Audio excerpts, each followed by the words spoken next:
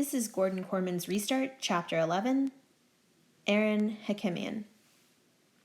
My dad always uses this expression. If it looks like a duck and it quacks like a duck, it's probably a duck.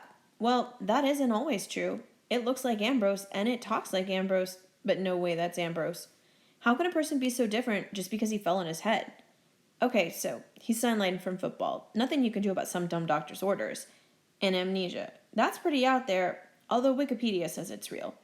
But even if every single memory is erased from your head, wiped clean like my phone when I dropped it in the toilet, you should still be the same person, right? Chase just isn't. That's not the kid Bear and I grew up with, played sports with, broke all the rules with since we were in second grade. You can see it in his eyes. He looks at us like he barely knows us, or any of the Hurricanes. I guess I understand that. We're like new people he just met for the first time. Even so, shouldn't we be starting to hit it off by now? That's not happening either. He's not into the things we're into. Not football, not anything. That hurts. I get that his memory is erased, but is our whole friendship erased too? Being boys with someone isn't just a bunch of stuff you did together in the past. There has to be more to it than that. But right now, it's like we've got zero in common with the guy. Worse, the kids he does have stuff in common with are all losers. The video club? Really? The Chase I knew wailed on those guys worse than any of us, and now they're who he wants to hang out with? Who's next, huh? The Care Bears? And those wusses have totally forgiven him, too.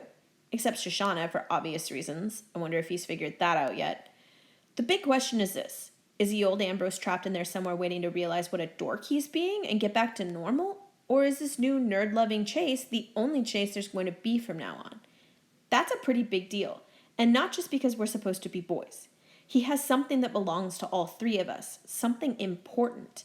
What if he doesn't even know he's got it? Bear isn't a deep thinker. He's all action. Dude, this is stupid. Let's just ask him. Say, we know you have it. Fork it over. The guy has amnesia, I reason. That means he might not even remember where he put it. Bear snorts. You buy that?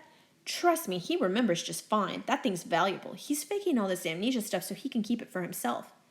You're talking about our boy, I exclaim angrily, giving him a shove that would put one of those video dweebs halfway across town. You're a jerk for even thinking it. He shoves me back.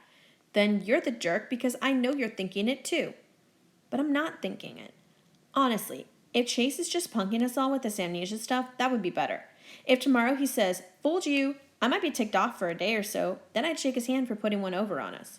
Mostly, I'd be glad to have the old Chase back. One way or the other, we've got a problem, I tell him.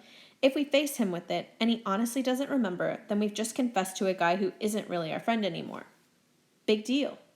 It is a big deal, I persist, because the new Chase is a goody-goody. He stands up for losers. He does community service when he doesn't have to. If he forgot what he did, I don't want to remind him. A guy like that could turn all three of us in because it's the right thing to do. Unless he's lying, Bear adds grimly. And we'll deal with that too, if necessary.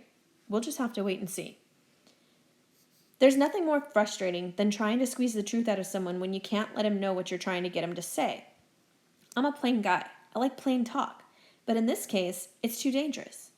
Our best chance to coax it out of him is at the Graybeard Motel, but it's not so easy there either. Bad enough he does community service when he's off the hook. Why does he have to be so gung-ho about it? It's depressing to watch him. He delivers more snacks in 20 minutes than Bear and I could stretch into a whole afternoon. And in that extra time, he reads to people. He pushes wheelchairs around. He helps the old fogies with cell phones they don't have a prayer of figuring out. Is it just me, Bear mutters, or is he deliberately trying to make us look bad? I don't think it's on purpose, I mumble back. He really likes it here. The old fossils like him too. We can't walk 3 feet down the hall without some Dumbledore or Dumbledora hauling him in to adjust a TV or reach something from a high shelf. Bear is insulted. We're taller than Ambrose. We can reach stuff. How come nobody ever asks us? Because we'd say no, I remind him, or maybe just ignore them. Listen, it's annoying that all these blue hairs love Chase, but it's not a mystery. Even sour-faced Nurse Duncan, who wishes our community service was over even more than we do, has a smile for Ambrose, and an even deeper scowl for Bear and me. It doesn't help that Chase has forged the closest friendship of all with the one resident he should be staying away from, that crotchety old warhorse in room 121. Wouldn't you know it? The one graybeard who hates everybody, and who all the other graybeards hate right back, has decided to love Ambrose. Go figure. It's those stupid Korean war stories that brought the two of them together. Chase can't get enough of them. And the geezer is overjoyed to have someone willing to listen who doesn't have to change his hearing aid battery 5 times in the course of it. How come you guys have so much more to say to each other? Oh, how come you guys have so much to say to each other? Bear demands. Ambrose shrugs. He's interesting. It's not every day you meet someone who's won the country's highest medal. Why does he always have to bring that up? It makes me nervous, and it makes Bear practically crazy. Wikipedia says the Korean War only lasted 3 years, I grumble. He's already told you every minute of it. What more is there to say? Ambrose laughs. He's nice. He's not nice. Ask anybody in the building. He calls noise complaints on squeaky wheelchairs.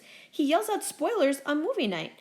The nurses hate him even worse than we do. If this was a reality show and they got to vote somebody out of the Graybeard Motel, he'd be out on the street.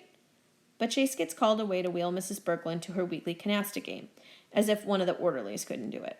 Maybe he just likes war stories, I offer to Bear. He isn't buying it. He never liked war stories before. And that's the whole problem. We know the kid, but we don't, which makes it almost impossible to figure out what's going on inside his head or how worried we should be.